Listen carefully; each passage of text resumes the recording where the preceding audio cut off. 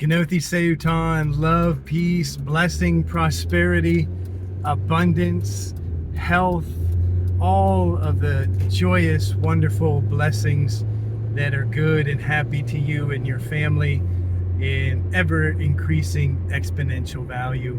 And I wanted to talk about peace.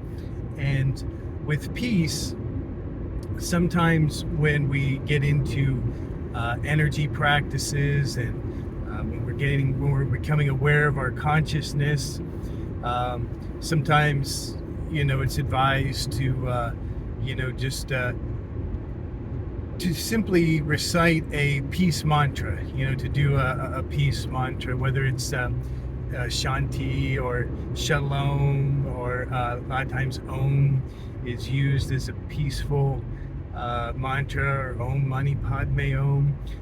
There's a lot of different ones, Shalom, Hallelujah, a lot of different ones. But sometimes it can be a challenge because we're not actually feeling peace. And sometimes people get discouraged when they do mantras, they do visualizations, or they do meditations, and thinking that it's some type of spell and that there are magic words. And while there are words of power, none of them work if we're not feeling them, and none of them cause the feeling unless you already have, for most people, unless you already have an emotion that is attached to them. And since a lot of us today, we start energy practices, we start consciousness practices in familiar environments, it's sometimes difficult to get out of the feeling or the aura of our familiar environment. If we have, pictures, in the place where we're trying to meditate, and might be pictures of people, and maybe, there's an issue between that person and you, and, you're trying to find peace. Your mind is, always making conclusions. It's always processing everything that is around us. It's actually amazing the amount of data that our minds can actually process. And so sometimes it's difficult to create the feeling or the emotion of peace when we're in an environment that we have already concluded isn't peaceful, or that has reminders or monuments of things that are not peaceful. And so that's why nature is so powerful.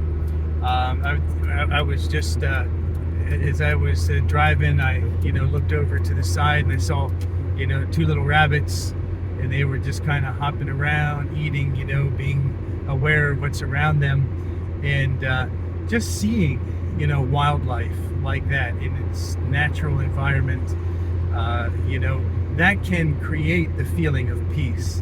And there have been many scientific studies that have been done that prove without a doubt that when we as humans simply walk by, or if we're just close to trees, that the magnetic field around a tree, which is created by its sap moving up and down throughout its branches, or from it drawing water through its roots and then cycling through its branches, and that together with the photosynthesis that is going on, everything that's going on in the tree, it's been found that that magnetic field actually makes our emotional field more peaceful. So it's not just psychosomatic. It's not it's not a placebo, even though those effects can be positive for us. It's a physical, mechanical effect that is happening. And when we get out into nature, when we get out among trees, when we walk, and we get away from things that we recognize, things that are constantly giving us a certain message that is not peaceful, we actually have the ability to feel peace. And so getting outside, especially now in the summertime, it's so amazing too when you can go into the woods and when you get into a wooded environment, and you're in the shade of the trees, and sometimes it's amazing just how much cooler it is underneath the trees. And if you have a nice path that goes through a densely wooded area, it's like everything's different. It's very, very, very magical, but it's also very scientific. It's very chemical. It's something that is all around good for us. And then you can create a peaceful feeling, because especially if you don't have any time limits, and you can just walk, and you can stop wherever you feel like stopping. You can go as far as you want to go, maybe take another lap around. But when there's no limits, when there's nothing feeling like it's demanding your time, or you're not rushing, feeling like you have to be somewhere quickly, you can ground yourself and create a feeling of peace. And then when you're trying to meditate, when you're trying to do a mantra, and you need a point of reference to be able to feel the feeling of peace, especially if you just were out in nature recently.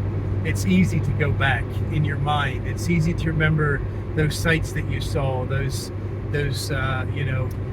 especially watching animals, birds, squirrels. To me, they're just always comical. I think they're always funny, to me, just the way that they move and the way that they look, and, just the way that they respond naturally.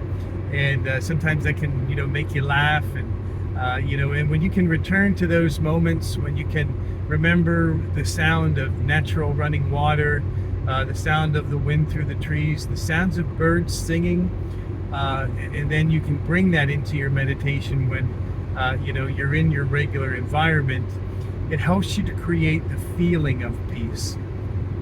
And when we are working with energy, sometimes that's where people get a little bit a little off. Is they think, well, I did this, the amount of times I was told to do it, I said these words, I said this prayer, but it didn't work.